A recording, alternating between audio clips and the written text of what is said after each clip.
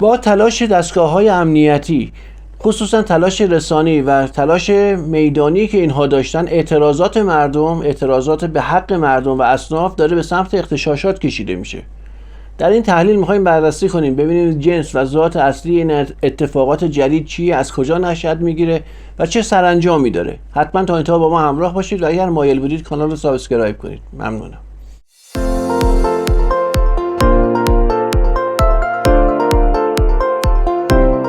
به نام خدا، سلام عرض میکنم خدمت شما دوستان عزیز، همراهان گرامی کانال شهر خورشید. خیلی خوش آمدید. میلاد رضایی هستم و با یک تحلیل دیگه در خدمت شما عزیزان هستیم. موضوع تحلیل امروز ما برخواسته از اتفاقات این روزهای فضای مملکت و کشورمون هست. اعتراضاتی که از دل بازار شکل گرفت و بابت افزایش عمدی و ناگهانی قیمت دلار و ارز و طلا بود، امروز به سمت اغتشاش حرکت کرده. این اعتراضات در همه جای دنیا هست. در سالهای گذشته ما همه جا دیدیم کشورهای مختلف به دلایل و بهانه‌های مختلف مردم اعتراض میکردن و پلیس اونجا با شدت سرکوب میکرد، اما هیچگاه معترضین به خودشون این جرأت رو نمیدادن به سمت استفاده از خشونت افراطی حرکت کنن، چیزی که سعی میشه در فضای رسانه‌ای و فضای میدانی ما رخ بده که این اتفاق باعث میشه اعتراضات به حق اصناف و مردم به سمتی کشیده بشه که نه تنها چیزی گیرشون نمیاد، بلکه هزینه های بسیار زیادی دست خود همین افراد میذاره. سلبریتی ها، افراد فراری، وطن فروش هایی که در غرب هستن و در این آتش میدمن، اکثرا کسانی هستن که سری های قبلی سال 401، 88 و 98 از این فضا سوء استفاده های زیادی کردن و بعدم در رفتن. یه عفو عمومی شامل حالشون شد. اینها قبل از اینکه حتی محاکمه هم بشن، با کمال وقاحت و با طلبکاری محض از مردم ایران که چرا شما نریختید بیرون، همه جا رو آتیش نذارید، ما یه چیزی گیرمون بیاد، فرار کردن و امروز در غرب دارن علیه کشور صحبت میکنن و به ترامپ و نتانیاهو میگن که به ایران حمله کنه. چنین سطح از خباثت، خیانت و حرامزادگی در طول تاریخ ما بی سابقه بوده که افرادی بیان در این سطح توسط مردم ایران بالا رفته باشن، به یه جایی رسیده باشن، اگر سلبریتی نمیشدن حتی پشکل هم بارشون نمیکردن و امروز از دشمن بخوان که به مردم حمله کنه. همزمان ما شاهد اون هستیم که اتفاقاتی در خود میدان هم داره میفته. ما از 2 هفته قبل از شروع اغتشاشات این اتفاقات رو پیش بینی کرده بودیم.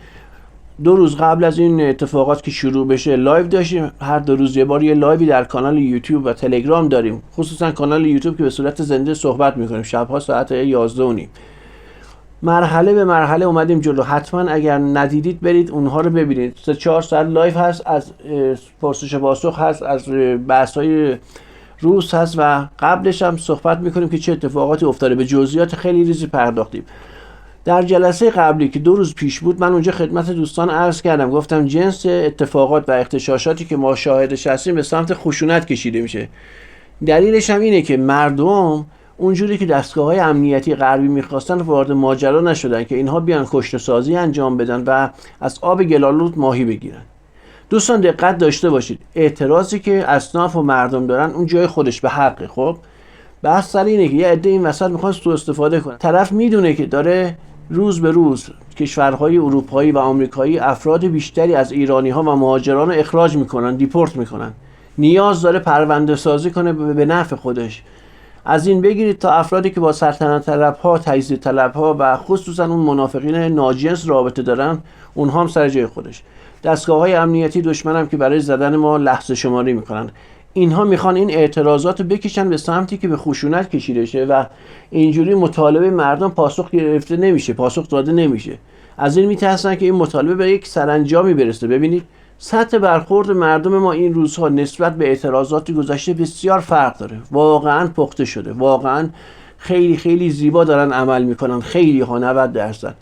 این وسط وقتی دشمن دید که این مردم دیگه مردم قبلی نیستن، به راحتی بازی داده نمیشن، به حرف یک سری طول سلبریتی گوش نمیکنن، عملیات های عجیبی داره طراحی میکنه. ها میرن به سمت ریختن خون. چرا؟ چون وقتی شما نمیتونی اغتشاشی گسترده راه بندازی و نیاز داری از یک حاکمیت، از یک کشور امتیاز بگیری، هیچ ربطی هم به اون اعتراضات مردمی نداره و خیلی هم خوشحالن که دلار رفته بالا. این دشمنو میگم و اگر میدونن اعتراضات به نتیجه برسه به ضررشونه. نباید بذارن اعتراض مردم به نتیجه برسه. چیکار باید کنن؟ باید حاکمیت رو در مقابل خواست به حق مردم قرار بدن. خواست مردم چی؟ آقا ارزان شدن، جلوگیری از این افزایش بی حد و حساب دلار، چیزای دیگه، بی ارزش شدن پول ملی و افرادی که مسئول هستن این وسط. ببینید یه سری دلدوز در جایگاه‌های مختلف هستن. به قول وزیر اقتصاد میگفت دلارها رو بر نمیگردن. انگار ما وزیری، ما باید بریم دلار رو برگردونیم. خب بی ارزه است دیگه. حالا اون افراد، اون کسانی که شبکه‌های گسترده سرقت و نمیدونم دزدی و همه کثافت کاری دارن این دلارها رو میبرن میارن استفاده میکنن، دوست ندارن مردم بیان تو خیابون اعتراض و آرام داشته باشن، چون فردا قوه قضاییه یقین بی پدر رو میگیره.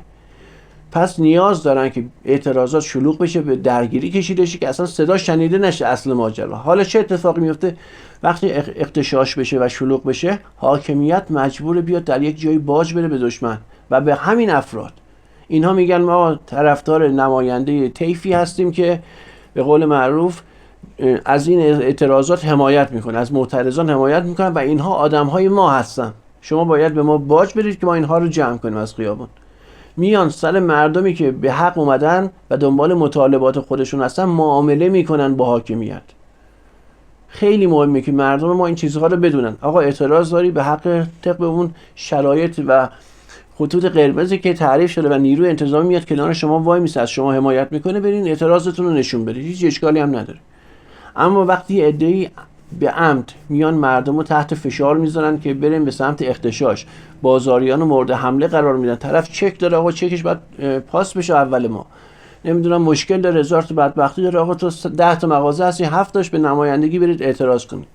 ولی بحث اعتراض نیست، اینها میخوان به اغتشاش برسه و باید بازار تعطیل بشه و جامعه فلج بشه. مدارس باید تعطیل بشن که بچه‌ها بتونن بیان تو این اغتشاشات و خون ریخته بشه. دقت کنید چند نفر ما شهید دادیم تو این چند روز گذشته از نیروهایی که پشت سر همین بازاریان بودن و امنیت اونها رو تأمین میکردن. تا زمانی که بازار معترضین اینجوری بگم و نیروهای امنیتی کنار هم برن جلو، خب دشمن شکست خورده. شما غرب رو ببینید اعتراضاتی که میشه چه برخوردی انجام میدن. یه نفر از این بی وجودها، از این سلبریتی های کثیفی که ما داریم، نمیان بگن آقا برید اونجا مثلا به غربیا، برید مثلا پلیس رو بزنید، بریزید وسط یکی آتیش بزنید، پدرشون رو در میارن، اصلا رحم بهشون نمیکنن. توی ایران هست که اینها اینقدر وقیح شدن، هر غلطی که میخوان میکنن و بعدم سرشون رو میگیرن بالا، بعد هم میان از حاکمیت امتیاز میگیرن، فیلم بازی میکنن، دوباره اون درآمدهای سابقشون برمیگرده. بعضیاشون که رفتن خارج کثافتکاریاشون رو کردن، به اسم توبه برگشتن دوباره شروع کردن. این مسئولش همون دستگاه قضایی و کسایی هستن که قبلا اینها رو به صورتی این که بدون اینکه حتی به دادگاه احضار بشن بخشیدن. باید با اینها برخورد بشه. حالا دشمن چی میخواد؟ دشمن اینو میخواد که این اعتراضات به سمتی بره که دیگه اون اغتشاشات سراسری وقتی شکل نمیگیره بره به سمت حلقه های درگیری. من امشب لایو داریم، پنجشنبه شب یعنی امشب، حتما اینو خیلی گسترده توضیح میدم، بیاین ببینید. میره به سمت حلقه های درگیری کوچک. ببینید افراد و تیم های لیدر جریان اسرائیل و دشمنان ما بخش زیادیش توی خرداد ما تو جنگ 12 روزه لو رفتن سوختن. کاملا مشخصه افرادی که الان دارن میان تو اعتراضات و لیدرش سعی میکنن کنترل کنن و به دست بگیرن اعتراضات ها، کسایی هستن که تازه استخدام شدن. اکثرا هم زوج زن و مرد هستن. یه زن میاد، یه مرد، یکیش دوربین میگیره، اون یکی میره سعی میکنه تهییج کنه، اگر مرد جواب نداد زن میره وسط، اون یکی دوربین میگیره. کجا جاهایی که بازاری ها معترضانی هستن و اینها میخوان، تو فیلم ها دیدید بارها دیگه، برید آتیش بزنید، برید خیابون رو ببندید، میخوان اعتراض از اون جایگاه خودش خارج کنن به سمت اغتشاش ببرن. چون تا حالا جواب نداده میان فاز بعدی. فاز بعدی چی؟ اینه که تو همون حلقه های کوچیک افرادی رو جمع کنن. بالاخره هر جایی شما 4 تا شعار بدی 20 آدم جمع میشه دیگه. این 20 نفری که جمع میشه تو بین همونا خون ریخته شه، درگیری ایجاد بشه و برن به سمت پروژه کشته سازی محدود. فعلا به سمت کشته سازی محدود میرن، بعد میرن سعی میکنن به سمت کشته سازی زیاد حرکت کنن. از اونجایی که نیروهای امنیتی نظامی دست به اسلحه نبردن، به سمت اون خشونتی که اینها میخوان نرفتن، خودشون این کار رو انجام میدن. اول سعی میکنن با جعل خبر از کشته سازی های الکی ببینن واکنش جامعه چیه. سلبریتی های خائن ما این وسط نقش خیلی مهمی ایفا میکنن که این دروغ‌ها و شبهات رو بیان و فیلم‌های قدیمی که صداگذاری شده اکثرا رو بیان به اسم اتفاقات روز پخش کنن. جامعه باید ملتهب باشه. حالا یه دفعه میان یه کشته سازی انجام میدن از مردم، ببینن چه اتفاقی میفته، که این وسط شرایط ایجاد بشه که اگر بتونن دشمن خارجی حمله کنن، اگر نتونن حاکمیت رو تحت فشار بذارن، افرادی مثل اردوغان بیان تو ایران امتیاز بگیرن، برن بشن دلال امتیازگیری از غرب و چیزای دیگه. کثیفایی که توی ایران امروز سعی میکنن اون نقش پانتورکیسم خودشون رو ایفا کنن، سعی دارن که اینجوری از حاکمیت امتیاز و باج بگیرن، بدن به دست دشمنهای ما. دقت داشته باشید. حالا این بحثا رو میگم به صورت تخصصی شب انجام میدیم. دقت کنین دوستان عزیز من، عرض کردم از ابتدا، بارها عرض کردم، اعتراض حق عادی شهروندان جامعه است و خیلی هم خوبه. خصوصا امروز این سری مردم عاقلانه دارن میرن جلو و این باعث میشه حاکمیت مجبور شه به درخواستشون عمل کنه.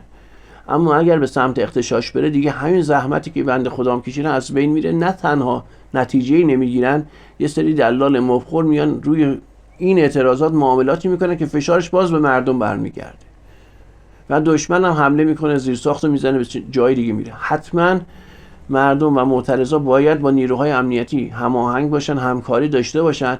یه سری لیدر جریان که سعی میکنن به خاطر گرفتن تابعیت، به خاطر گرفتن یه مش رمز ارز و شهرت و رفتن اونور و وعده و وعید و معروف شدن، که مخصوصا توی اینستاگرام ببینید یه سری کسان که توی گذشته اینها پیجاشون شکست خورده، دختر پسر هم نداره، اکثرا هم کسایی بودن که پکیج فرو میکردن به مردم، با دروغ گله‌ای می اومدن، یه حرفو تکرار میکردن در جاهای مختلف، از طب سنتی بگیر تا پکیج موفقیت و مزخرفاتی که خودشون میدن و خصوصا مهاجرت.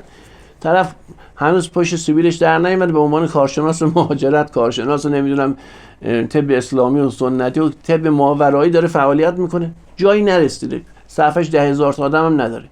الانه که میاد تحریک میکنه، مردم رو تحریک میکنه که دیده بشه.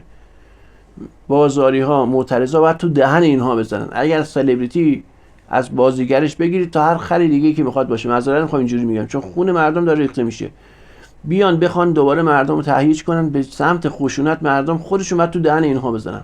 حاکمیت که کاری نکرد، اگه میخواست دفعه قبلی یقه اینها رو میگرفت، نمیذاش اینقدر راحت قصر در برن. خود مردم تو خیابون باید از خجالت اینها در بیان، حرفایی بهشون بزنن که لایقشون هستن، خشونت فیزیکی نه، فقط کلامی بهشون بگن که مردم اونها بفهمن مردم بلا نسبت چیز نیستن که هر غلطی بخوام بکنن جواب بدن، که معامله کنن سر خون جوانای مردم. شما اتفاقاتی که تو فسا افتاد ببینید، یک زن لیدرش بود، جری سردستش بود که دستگیر شد، چند تا اراذل و اوباش اون منطقه استخدام شده بود، از جای دیگه هم اومده بودن که برخیش دستگیر شدن، رفته بودن به سمت گرفتن فرمانداری. کیا؟ یه سری اراذل و اوباش، مردم عادی اون وسط بودن. شلوغ که بشه این اراذل و اوباش اولین نفر فرار میکنن. اون جوان بچه بدبختی که خبر نداره از چی فکر میکنه، حالا اتفاقی افتاده داره هیجانش خالی میکنه، اونجا هزینه میده، خانواده‌اش هزینه میدن. باید خیلی احتیاط کنید. شما باید دقت کنید که در فضای مجازی هر جا صفحه دارید بیکار نشینید، تو صفحات خودتون همزمان که از معترضهایی که به حق اعتراض میکنن، چارچوب ها رعایت میکنن، حمایت میکنید، تو دهن اینها هم بزنید. سلبریتیش باشه، نمیدونم خواهندش باشه، معرفیشون کنید، بگید این پدر سوخته داره چیکار میکنه. اینها سعی میکنن، با بار اولشون هم نیست، بارها و بارها با پولی که از خون این مردم در آوردن اومدن معامله کردن، بارها این کار کردن و قصر در رفتن. حداقل این بار نباید قصر در برن. این اعتراضاتشون به صورتی کلاسیک به جایی نرسیده، میخوان جمع و کوچیک کنن که ضربه بزنن، کشته سازی انجام بدن، سریع فرار کنن، نیرو کم دارن اون حلقه هایی که جذب شدن. خیلی باید احتیاط کنی فرزندانتون اون وسط نرن. جاهایی باید باشن که نیروی انتظامی هست، نیروهای امنیتی کنار اون معترضان هستن، ازشون دارن حفاظت میکنن. بارها دیدید دیگه، به خشونت کشیده نمیشه. اونجا اگر کسی هم بره، باز تحت حمایت بچهای خود همین مملکت هستن، هموطنامون هستن، نیرو انتظامی جای دیگه است.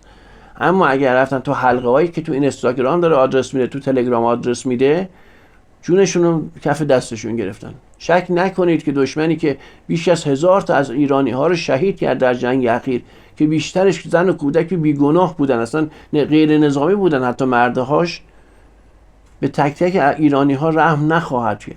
و سعی میکنه انتقام بگیره. باید حواستمون جمع باشه.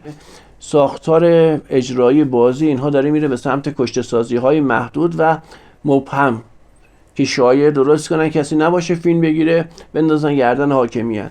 خیلی احتیاط کنید و نرید به این سمت. حالا انشالله امشب ساعت 11:30 در لایوی که خواهیم داشت خیلی از این مسائل رو باز میکنیم. اگر بتونم سیستم رو وصل کنم به صورت فیلم حتی نمایش میدم که چه اتفاقاتی داره میفته، کیا چه بازی هایی دارن جریان رو هدایت میکنن میبرن جلو، مخصوصا پشت صحنه هایی که داره رخ میده. حتما مواظب فرزندانتون جواناتون باشید. مجبور شدم سریع بیام که بگم اینها دارن تغییر تاکتیک میدن. دوستانی که از قدیم با ما هستن میدونن من مثل خیلی‌ها نبودم که از 2 سال پیش 3 سال پیش هر روز بگم آقا فردا اغتشاش میشه. هر کس اومده پرسیده گفتم آقا فعلا خبری نیست. 2 هفته پیش مثل سال 1401 اونجا هم 2 هفته قبلش گفتم منافقین و سلطنت طلب و نمیدونم لیدرهای تجزیه طلب حرکات خاصی دارن انجام میدن. دقیقاً مثل سال 1401 دارن متحد میشن، منسجم میشن، یه سری کارهای خاصی انجام میدن که نشون از اتفاقات عملی در میدان میده. دقیقاً اعتراضات هم شروع شد. الانم که میگم کشته سازی محدود میخوام برن چون داره رخ میده به این سمت حرکت میخوان کنن. حواستون باشه. نمیخوام وقتتون رو بگیرم. خیلی ممنون که تا اینجا با ما همراه بودید.